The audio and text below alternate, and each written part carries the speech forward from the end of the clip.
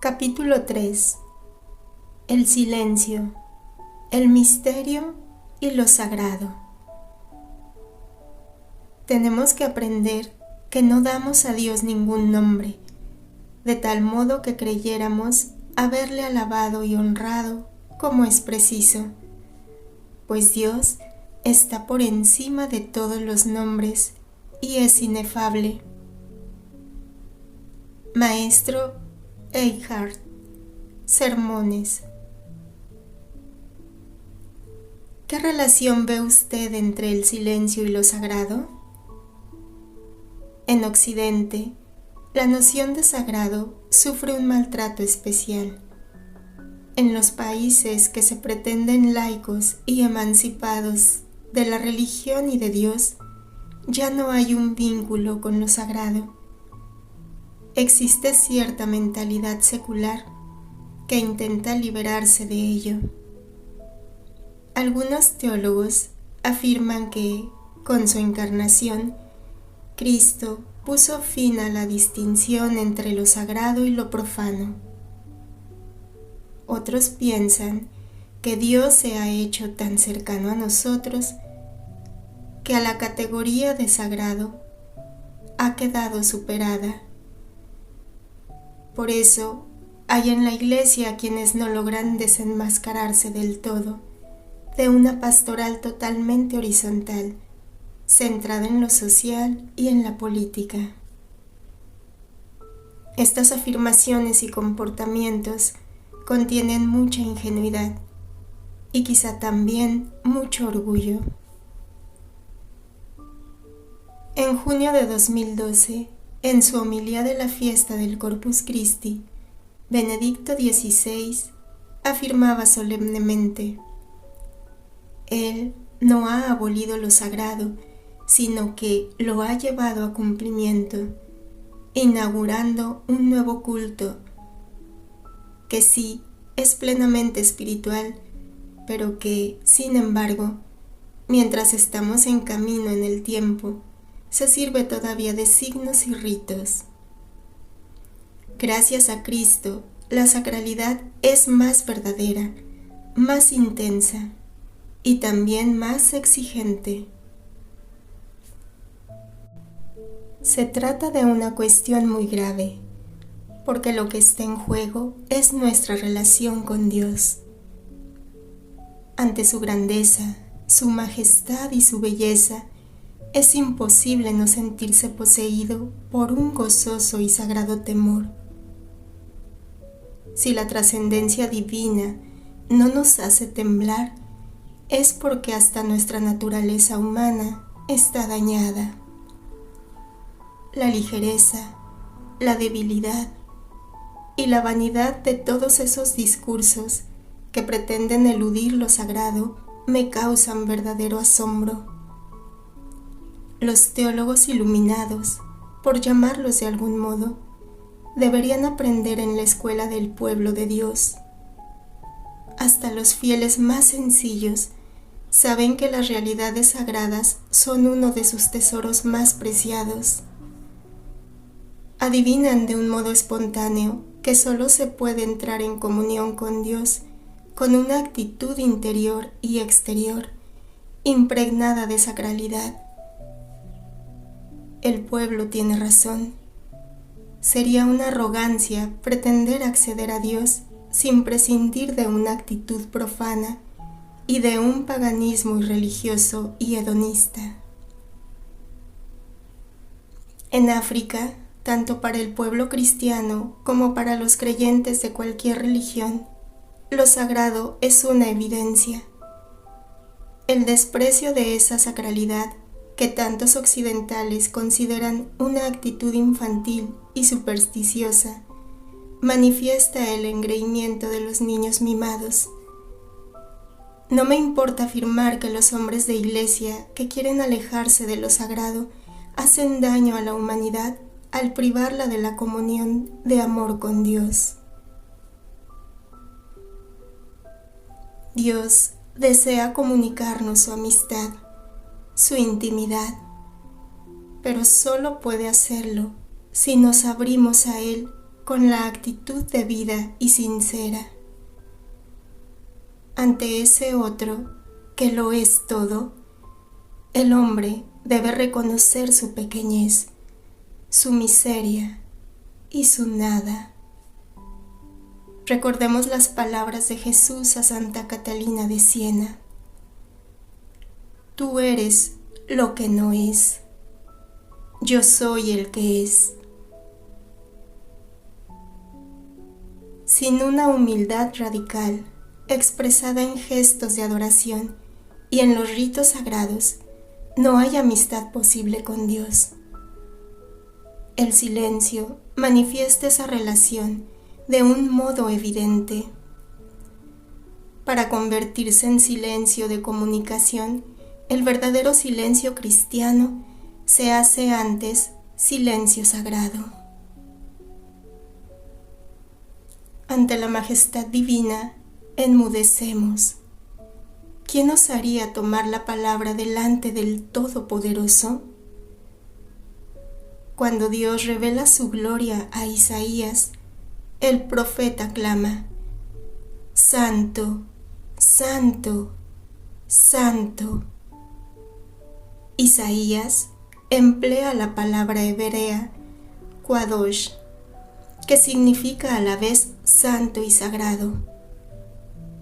Luego exclama: ¡ay de mí, que estoy perdido!, que se traduce también como estoy condenado al silencio.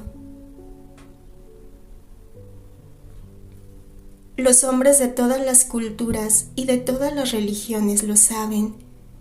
Ante Dios estamos perdidos y, ante su grandeza, nuestras palabras dejan de tener sentido. No están a la altura de lo infinito. En África, después de los cantos y las danzas, el sacrificio a la divinidad se vuelve en un imponente silencio sagrado. El silencio sagrado de los cristianos va aún más lejos. No se trata de una prohibición que Dios impone a los hombres para preservar celosamente su poder.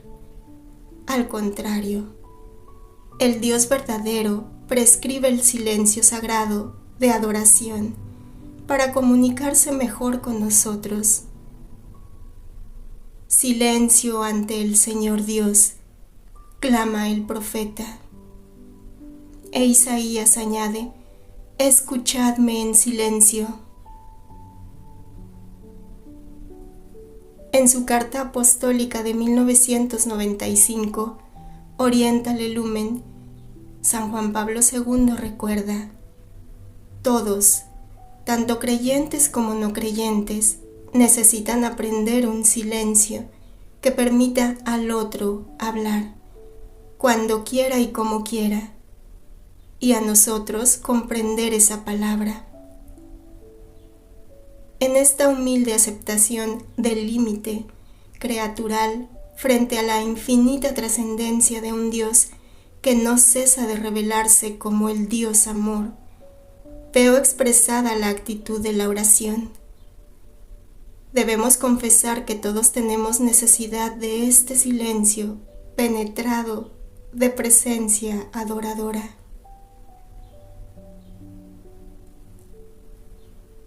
Rechazar ese silencio cargado de temor, confiado y de adoración es negarle a Dios la libertad de poseernos con su amor y su presencia. El silencio sagrado permite al hombre ponerse gustosamente a disposición de Dios. Permite abandonar esa actitud arrogante que considera que Dios está a merced de cualquier capricho de sus hijos. ¿Hay alguna criatura capaz de jactarse de poseer al Creador? El silencio sagrado, por el contrario, nos ofrece la posibilidad de apartarnos del mundo profano y del tumulto incesante de nuestras inmensas metrópolis para dejarnos poseer por Dios. El silencio sagrado es el lugar donde podemos encontrarnos con Dios, porque nos dirigimos a Él con la actitud propia del hombre que tiembla y guarda distancia sin dejar de esperar con confianza.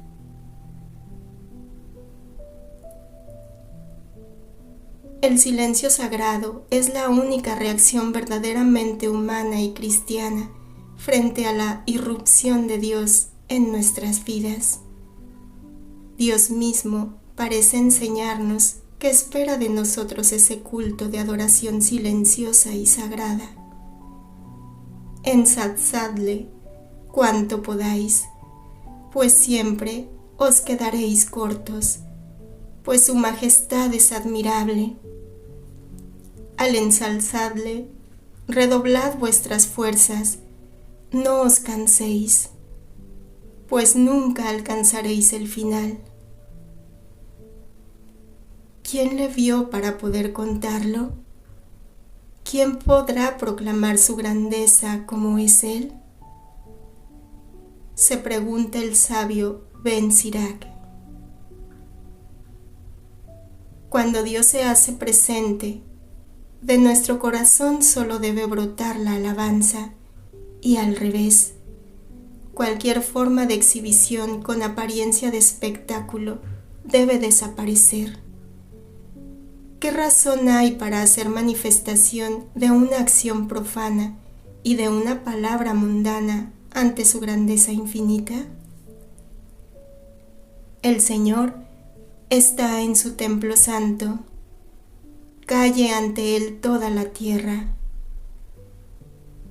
Solo en ese instante puede tomar la iniciativa de salir a nuestro encuentro, porque Dios es siempre el primero en amar.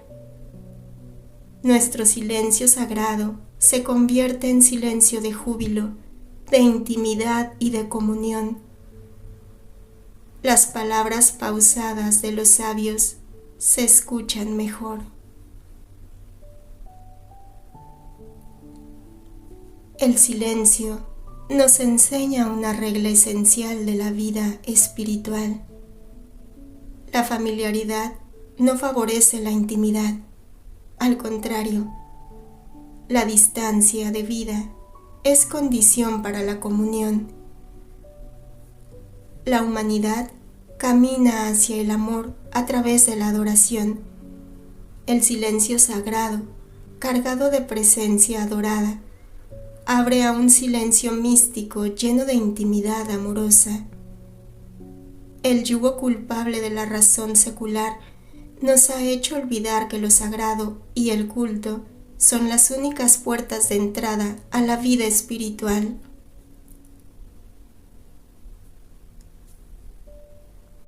El silencio sagrado es una ley cardinal de toda celebración litúrgica.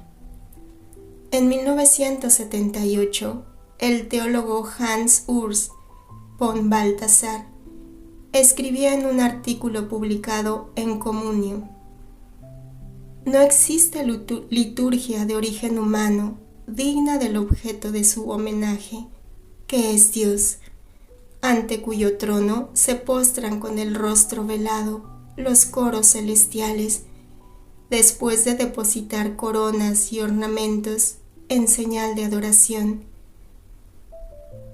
Querer rendir al que lo ha creado todo, porque esa ha sido su voluntad, el honor que brinda a toda la criatura debe hacer a priori doblar la rodilla a una comunidad de pecadores, Domine nom sum dignus. Si esta comunidad, reunida para la alabanza y el culto, tuviera otra ingenua intención que no sea la adoración y el don de sí misma, el desarrollo personal, por ejemplo, o algún proyecto que situara al individuo en pie, de igualdad con ese Señor al que está obligado a adorar, cometería un error. esto es algo que solo se puede abordar con temor y temblor. ¿Cómo no recordar la liturgia del Viernes Santo cuando el celebrante entra en el templo? Se postra en el suelo, ante el altar, y permanece así un buen rato en silencio. Un gesto silencioso, elocuente. El hombre reconoce su nada y se queda literalmente sin palabras ante el misterio sagrado de la cruz. En su humildad solo puede postrarse y adorar.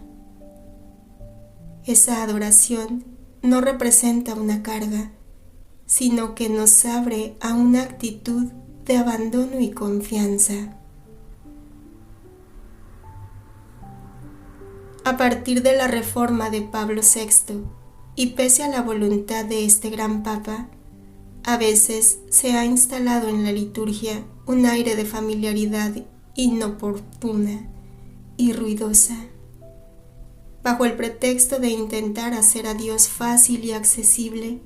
Hubo quienes quisieron que en la liturgia todo fuese perfectamente inteligible. Esta intención igualitaria puede parecer loable, pero al reducir el misterio sagrado a buenos sentimientos, impedimos que los fieles se acerquen al Dios verdadero. Con la excusa de la pedagogía, algunos sacerdotes se permiten comentarios interminables, planos y horizontales. Son pastores temerosos de que el silencio ante el Altísimo aleje a los fieles. No obstante, en Orientale Lumen, Juan Pablo II nos advierte: los cristianos de Oriente se dirigen a Dios como Padre, Hijo y Espíritu Santo, personas vivas, tiernamente presentes, a las que expresan una doxología litúrgica, solemne y humilde, majestuosa y sencilla. Sin embargo, perciben que a esta presencia nos acercamos sobre todo dejándonos educar en un silencio adorante, porque en el culmen del conocimiento y de la experiencia de Dios está su absoluta trascendencia. ¿Cómo pretender acercarnos a aquel que está por encima de todo, adoptando una actitud negligente y despreocupada? En su bellísima homilía sobre el cementerio y la cruz, ya San Juan Crisóstomo exhortaba a sus fieles a cuidar la procesión de la comunión, pidiéndoles que solo se acercaran con temor, veneración y reverencia, y manifestando su asombro. ¿No sabéis cómo estaban presentes los ángeles en el sepulcro que ya no tenía cuerpo, en el sepulcro vacío? Y nosotros, que hemos de ir no al sepulcro vacío, sino a la misma mesa en que está el Cordero, ¿nos llegamos con voceríos y desorden? ¿Qué diría hoy San Juan Crisóstomo al ver nuestras procesiones? ¿Cuántos sacerdotes se acercan al altar del sacrificio charlando, hablando o saludando a los asistentes, en lugar de sumirse en un silencio sagrado lleno de reverencia? ¿Cómo es posible que empecemos nuestras celebraciones eucarísticas borrando a Cristo cargado con su cruz y arrastrándose bajo el peso de nuestros pecados hacia el lugar del sacrificio? Son muchos los sacerdotes que entran con aire triunfal y suben al altar saludando a derecha e izquierda para hacerse simpáticos. Fíjese en el triste espectáculo de algunas celebraciones eucarísticas. ¿Cuál es el porqué de tanta ligereza y tanta mundanidad en el momento del santo sacrificio, de esa actitud profana y superficial ante la extraordinaria gracia sacerdotal que nos permite hacer presente la sustancia del cuerpo y la sangre de Cristo, invocando al Espíritu? Porque hay quienes se sienten obligados a improvisar o a inventar plegarias eucarísticas que enmascaran las palabras divinas bajo un baño de insignificante fervor humano. ¿Acaso no bastan las palabras de Cristo para multiplicar las palabras meramente humanas? ¿Qué necesidad hay de estos caprichos y originalidades subjetivas en un sacrificio tan único y esencial? Al orar, no empleéis muchas palabras como los gentiles, que piensan que por su locuosidad van a ser escuchados. Advierte Jesús. Mateo 6:7. Hay muchos cristianos fervorosos, conmovidos por la pasión y muerte de Cristo en la cruz, que se han quedado sin fuerzas para quejarse o para lanzar un grito de dolor a esos sacerdotes y obispos que actúan como animadores de espectáculos y se erigen en protagonistas de la Eucaristía. No obstante, esos fieles nos dicen: no queremos reunirnos con otros hombres alrededor de un hombre, queremos ver a Jesús. Mostrádnoslo con el silencio y la humildad de vuestra oración.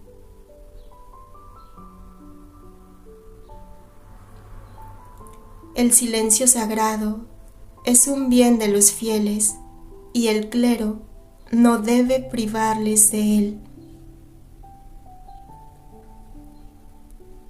En 2011, durante la vigilia de la Jornada Mundial de la Juventud, celebrada en Madrid, el Papa Benedicto XVI iba a dirigirse a los jóvenes del mundo entero. Se disponía a tomar la palabra cuando se levantó un viento impetuoso y estalló la tormenta. El Papa y los jóvenes esperaron a que amainara la tempestad. Cuando por fin el tiempo se hizo más clemente, un maestro de ceremonias entregó al Santo Padre el discurso que estaba previsto. Sin embargo, el Papa prefirió dedicar el tiempo que quedaba a lo esencial. En lugar de hablar, invitó a los jóvenes a unirse a él en un silencio de adoración. Arrodillado ante el Sagrado Sacramento, Benedicto XVI rezó con su silencio. Detrás de él habían más de 1 millón de jóvenes, calados hasta los huesos y hundidos en el barro. No obstante, en medio de esta inmensa multitud reinaba un silencio sagrado, impresionante, cargado literalmente de presencia adoradora. Es un recuerdo inolvidable, una imagen de la Iglesia reunida en torno al Señor en el gran silencio.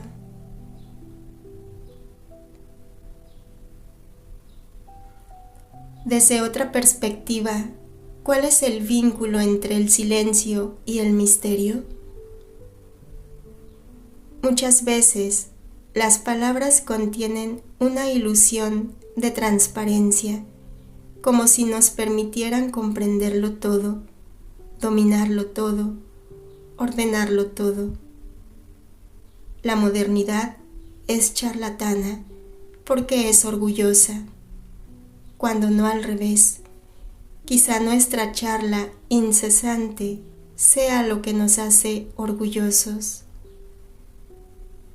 Nunca el mundo ha hablado tanto de Dios, de teología, de oración e incluso de mística. No obstante, nuestro lenguaje humano rebaja a un nivel lamentable cualquier cosa que intente decir a Dios, de Dios. Las palabras deslucen aquello que las supera, y sin embargo, el misterio es, por definición, lo que sobrepasa la razón humana.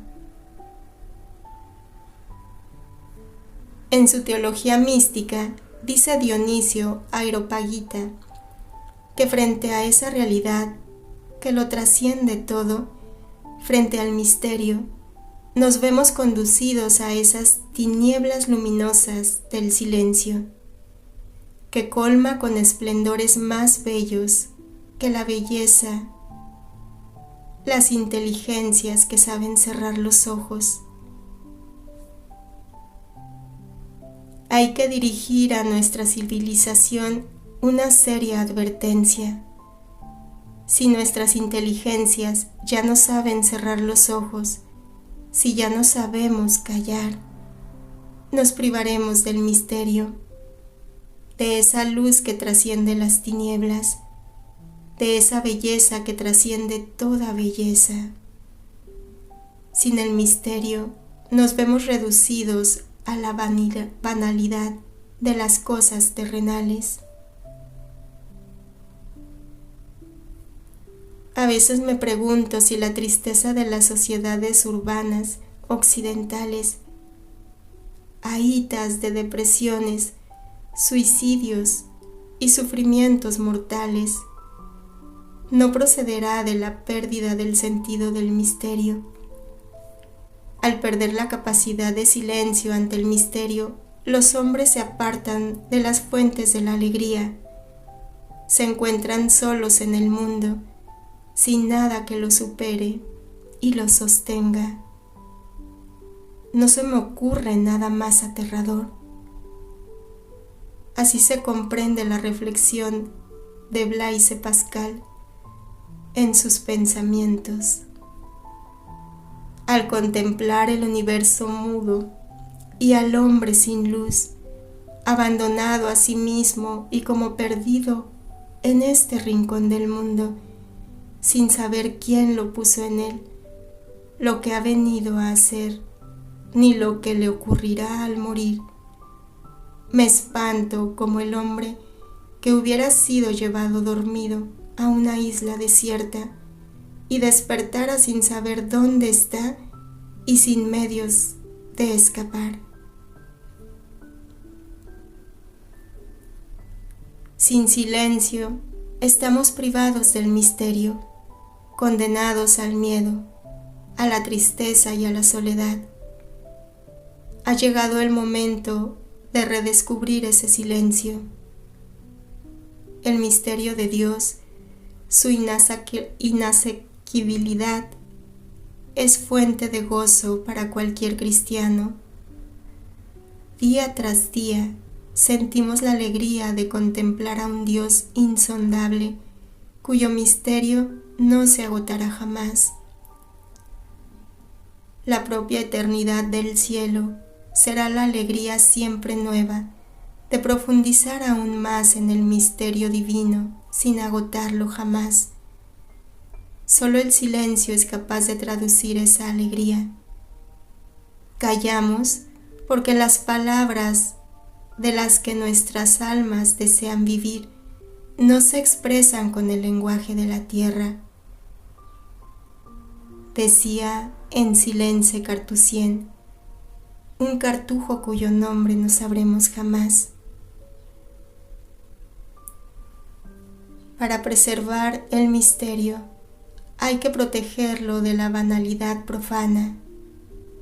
Ese papel lo desempeña de un modo admirable el silencio.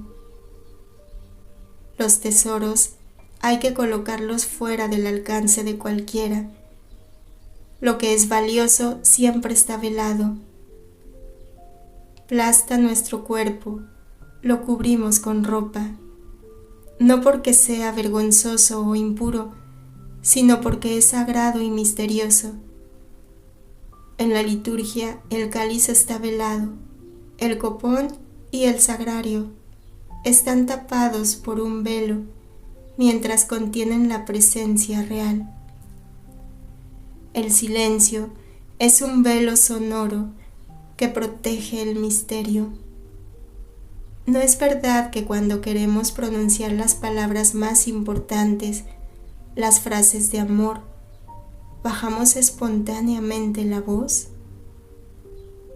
En otro tiempo, en la liturgia latina, las misteriosas palabras del canon y de la consagración, pronunciadas submissa voce, con voz sumisa, se envolvían en un velo de silencio. La carta apostólica de San Juan Pablo II, Orientale Lumen, contiene esta frase espléndida: este misterio continuamente se vela, se cubre de silencio, para evitar que, en lugar de Dios, construyamos un ídolo. Los cristianos corren un serio peligro de convertirse en idólatras si pierden el sentido del silencio. Nuestras palabras nos embriagan, nos encierran en lo creado. Hechizados por el ruido de los discursos humanos y prisioneros de él, nos arriesgamos a construir un culto a nuestra altura, un Dios a nuestra imagen. Las palabras llevan consigo la tentación del becerro de oro. Solo el silencio conduce a los hombres más allá de las palabras, hasta el misterio, hasta el culto en el espíritu y en verdad. El silencio es una mistagogia. Nos hace entrar en el misterio sin desflorarlo. Entiendo por qué Santa Teresita de Lisieux escribía en su carta a Céline el 14 de octubre de 1890: la virginidad es un profundo silencio. Tenemos que volver a encontrar esa reserva, ese pudor, ese sentido virginal, esa delicadeza silenciosa, para abordar los santos misterios de la liturgia, los grandes misterios de la teología. Aprendamos a guardar silencio también en lo más hondo del sufrimiento. Hoy son muchos los que unen sus aullidos al de los lobos para defender una visión de la liturgia de la que pretenden ser los únicos propietarios. Esos ideólogos inmolan ruidosamente sobre el altar de sus ídolos a quienes consideran retrógrados. Si Dios lo quiere así, que sus ídolos respiren, pues, el buen aroma del sacrificio de estos últimos. Creo que el silencio no vela los misterios para ocultarlos, sino para revelarlos. Solo se puede hablar del misterio en silencio. Por eso en la liturgia el lenguaje de los misterios es silencioso. Así pues, aunque Dios habla, también su palabra es un misterio. En su hermoso libro, Un canto nuevo para el Señor, el cardenal Joseph Ratzinger recordaba: cuando la palabra de Dios se traduce en palabra humana, queda un excedente no dicho e inefable que nos incita a callar. Dios se revela, pero nuestras palabras humanas no sirven para hablar de su inmensidad, su profundidad y su misterio. Siempre está más allá de nuestro lenguaje. Qué pequeño sería Dios si le comprendiéramos.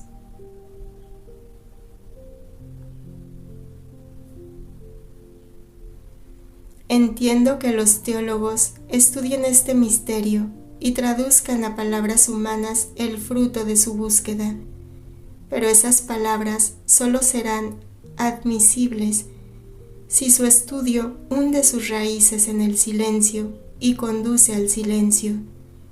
Si no, se quedarán en palabrería vana. La teología tiene que volver a encontrar un lenguaje contemplativo.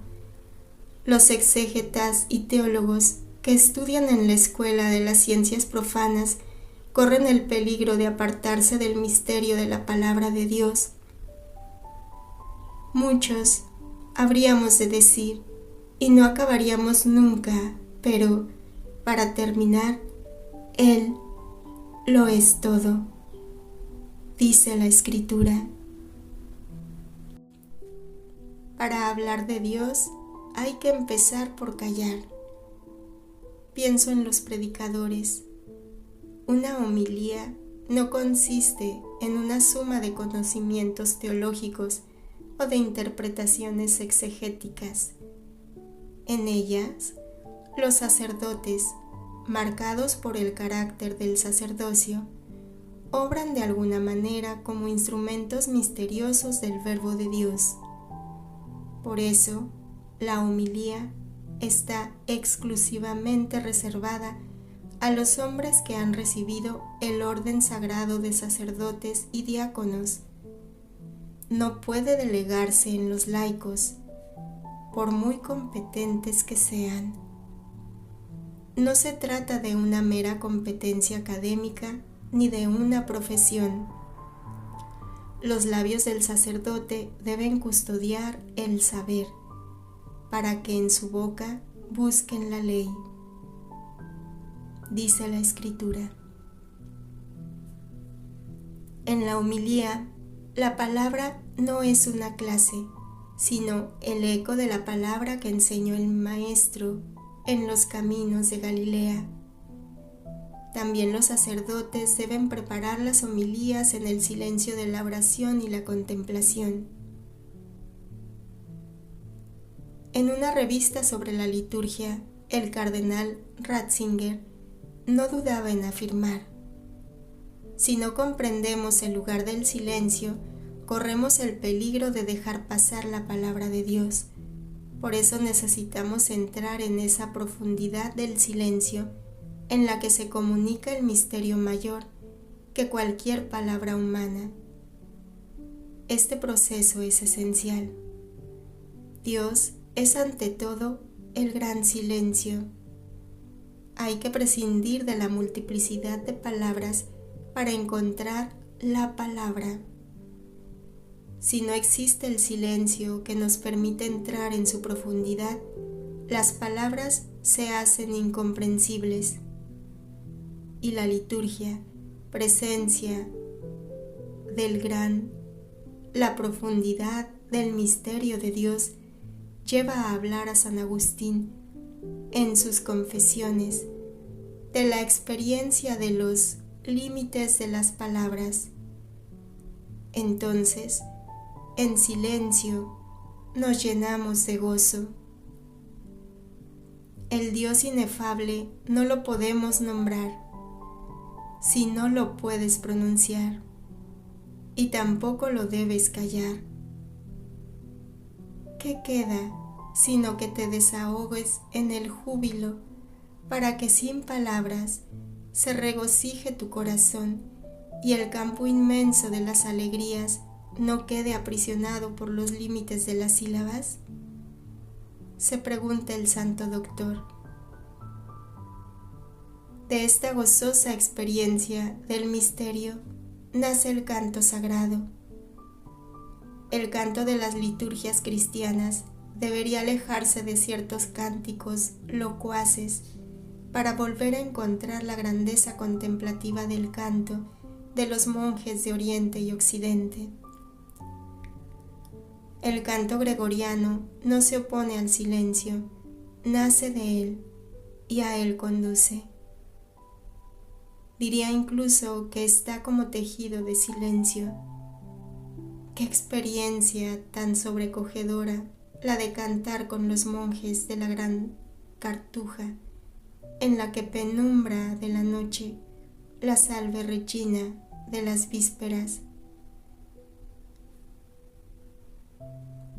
Las últimas notas acaban muriendo una a una en medio de un silencio final, envolviendo nuestra confianza en la Virgen María.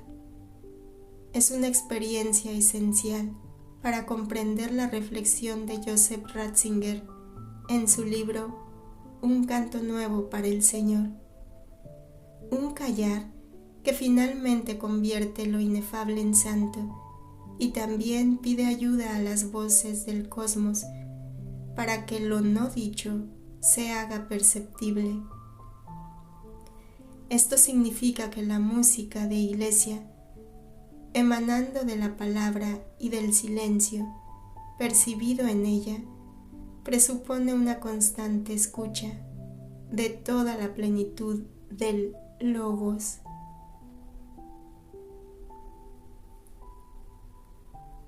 La reforma litúrgica de 1969 de Pablo VI motivó una pérdida del silencio en la liturgia. Como señalaba el cardenal Godfield Daniels en su conferencia Una actitud de servicio y no de manipulación, un título muy sugerente, la liturgia occidental, tal como se vive hoy, tiene como principal efecto el ser excesivamente locuaz. Creo que hay que plantearse el tema desde la raíz. No se trata de limitarse a añadir de un modo artificial un poco más de silencio a las liturgias de la Iglesia. Naturalmente, la liturgia prevé tiempos de silencio que se deben respetar antes de cada oración. Antes del confiteo, después de la lectura de la palabra de Dios y después de la comunión, estos tiempos permiten que el alma respire. También el ofertorio puede ser un momento de silencio. Sé que hay muchos sacerdotes jóvenes que se lamentan porque les gustaría que la oración del canon se pronunciara en un profundo silencio. La unidad de toda la asamblea en comunión, con las palabras dichas en un murmullo sagrado, era una espléndida señal de una iglesia contemplativa, reunida en torno al sacrificio de su Salvador. En el espíritu de la liturgia, el cardenal Ratzinger escribía: quien personalmente haya sido testigo de esa unidad de la Iglesia en el silencio de la plegaria eucarística, ha experimentado lo que es el silencio lleno de contenido, un silencio que muestra al mismo tiempo un grito fuerte y penetrante que se dirige a Dios, una oración llena de espíritu. Aquí verdaderamente todos rezan juntos el canon.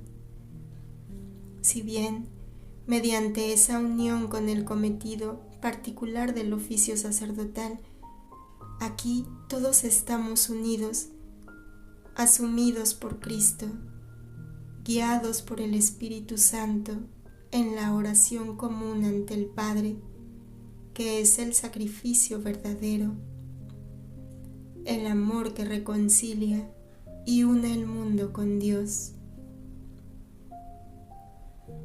Con todo, la intención de la reforma litúrgica era loable.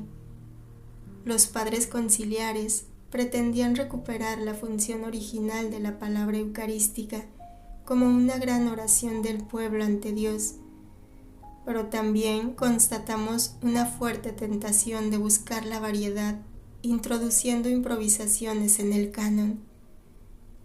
A partir de ahí, la liturgia corre el riesgo de una banalización de las palabras de la plegaria eucarística. Por eso, creo que el cardenal Ratzinger tenía razón al decir que, para no perder la palabra, es preciso el silencio del canon.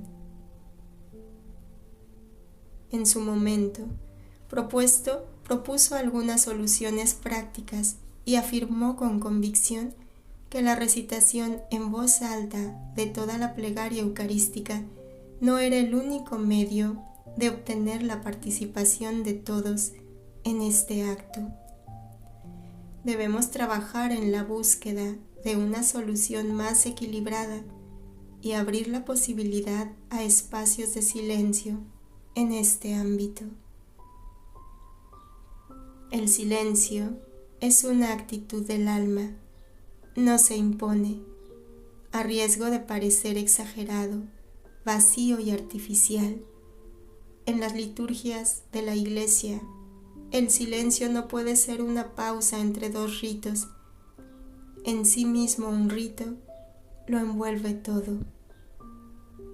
El silencio es la madera sobre la que deben estar talladas todas nuestras liturgias, en las que nada debería romper esa atmósfera silenciosa que es su clima natural. No obstante, las celebraciones se hacen pesadas porque se desarrollan con una locuacidad ruidosa. La liturgia está enferma. Puede que el síntoma más evidente de esa enfermedad sea la omnipresencia del micrófono, que se ha vuelto tan indispensable que uno se pregunta cómo es posible que los sacerdotes hayan celebrado antes de su invención. A veces tengo la impresión de que los celebrantes temen hasta tal punto la oración interior personal y libre de los fieles que no dejan de hablar desde que empieza la celebración hasta que acaba, para no perder el control. Creo que actitudes como esta revelan una honda incomprensión del espíritu del Concilio Vaticano II. Ahora más que nunca debe guiarnos la enseñanza del concilio sobre la liturgia, contenida en la Sacrosanctum Concilium. 50 años después de su promulgación, aún no hemos acabado de explorar su fondo. Es el momento de dejarse enseñar por el concilio, en lugar de utilizarlo para justificar nuestras ansias de originalidad. La intención de la Sacrosanctum Concilium era la participación de todos en el misterio que se hace presente en la Sagrada Liturgia. Si se quiere comprender su propósito, resulta imprescindible recordar que uno de los medios propuestos por el concilio para hacerlo realidad es el silencio sagrado. De hecho, se trata de participar en un misterio sagrado que nos supera infinitamente. El misterio de la muerte de Jesús por amor al Padre y a nosotros. Los cristianos tienen la imperiosa obligación de abrirse a este acto tan misterioso que nunca podrán llevar a cabo ellos solos, el sacrificio de Cristo. En la reflexión de los padres conciliares, la liturgia es una acción divina, una actio Christi, ante la cual se apodera de nosotros un silencio de admiración y reverencia. La calidad de nuestro silencio es la medida de la calidad de nuestra participación activa. En 1985, en su célebre informe sobre la fe con Vittorio Messori, el cardenal Ratzinger subrayaba: se ha dispersado el proprium litúrgico, que no proviene de lo que nosotros hacemos, sino del hecho de lo que aquí acontece, algo que todos nosotros juntos somos incapaces de hacer. El silencio plantea el tema de la esencia de la liturgia y esta es mística. Con razón hablan los orientales de la liturgia divina y de santos misterios, mientras nos acercamos a ella con un corazón ruidoso. La liturgia parecerá superficial y humana. El silencio litúrgico es una disposición radical y esencial. Es una conversación. Es una conversión. Etimológicamente, convertirse significa girarse, volverse hacia Dios. En la liturgia, no existe verdadero silencio si en nuestro corazón no nos volvemos hacia el Señor, pero el verdadero silencio es el de nuestras pasiones, un corazón purificado de inclinaciones carnales, limpio de odios y rencores, orientado hacia la santidad de Dios.